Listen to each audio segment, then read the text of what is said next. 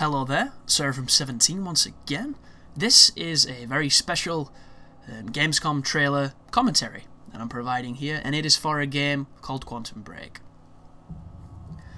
So Quantum Break is being developed by one of my all-time favourite game developers. They're called Remedy, they come from Finland, and they make beautiful, brilliant, just amazing games for me. And I've been with Remedy since Max Payne.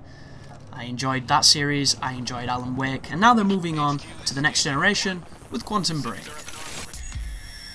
So, from all the spiels and all the presentations that Sam Lake's given, you are in the middle of time breaking down, and you're trying to discover, what's going on, unravel the mysteries, and come out on the other side, alive.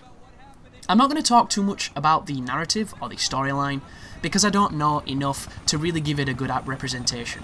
What I can tell you guys is the one thing Remedy get really right is narrative. Regardless of if you've enjoyed their stories, regardless of if you've enjoyed their games, they know how to tell a story, and they also know how to tell a story creatively and interestingly. These games are about storytelling, they are narratives.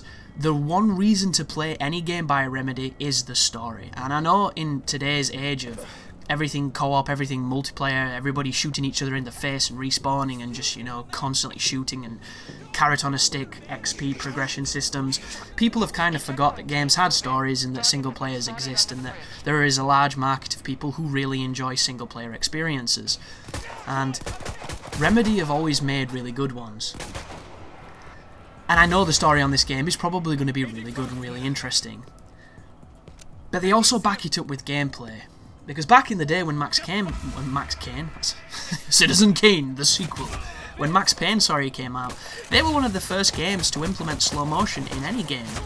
After the massive success that was The Matrix, slow motion was the shit, and Max Payne was really the first game to jump on that wagon, and it was coming from them as a dev. But a lot of people seem to forget that that game had some of the most satisfying, thrilling, precise, and rewarding combat of a third-person shooter that's ever existed. You put your reticle on people, they died. You jumped into a room in slow motion and killed 6 guys because you had good hand-eye coordination and you knew how to play, and when that slow-mo came out on the other side, you had won, they had died, and it felt amazing. And it carried that game, along with a great noir story and some great writing. And then it made a sequel, which was really good as well, and then, Max Payne 3 came out under a different dev house and was a good game in its own right. And then Alan Wake came along and mixed it up with a little bit of horror elements. So the gameplay is always something that a lot of people are concerned about. In Max Payne, you spend a lot of time diving around shooting people. There was a little bit of traversal, there was a little bit of puzzle solving. A lot of it was mainly exposition and gunfights. Alan Wake had a little bit more traversal, but it was still the same. It was that mixture of exposition and combat. And there are a lot of people who will find the combat boring. People have already mentioned on that gameplay trailer that they think this looks kind of boring. But it's really all depends on how satisfying and how much you personally enjoy it. Because when you think about a lot of third-person shooters, all you are doing is staying in cover to stay alive and popping out and shooting people. It is whack-a-mole in a third dimension with guns. It's all it's ever really been. The key to good game development is to diversify the locations, make it feel visceral and satisfying, and keep it interesting enough and challenging enough so that the player doesn't realise what they're doing. And I think this looks really, really interesting. The one thing I'm confused about is that the time powers allow you to do everything but dive in slow motion.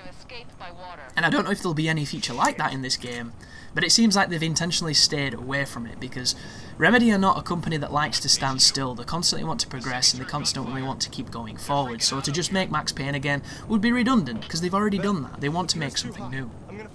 So the time powers in this, so far, from the looks of it, are vastly different.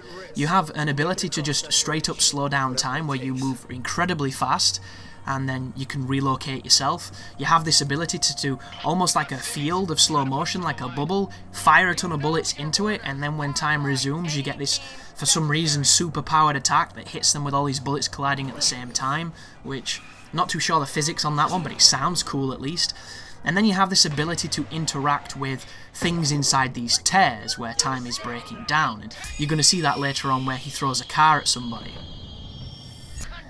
But The gameplay here is more to show you that their engine is lovely looking, that they've got all these effects happening. It's very reminiscent of Alan Wake with some of the effects, you know. You can definitely tell Remedy games from their aesthetics, and it looks damn beautiful. Hopefully it'll run at a great frame rate. I have no worries about the technical side of this, because Remedy are the type of studios that they release a game when it's ready, not when people want it, and that was one of the main reasons why Alan Wake probably got more less critical appeal than it would have had if it had come out earlier, because it was in, you know, production for a very long time.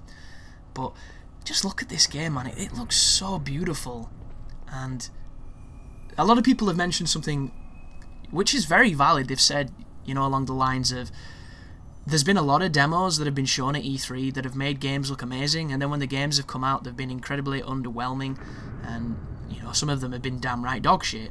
So it's very easy to fall into the hype game.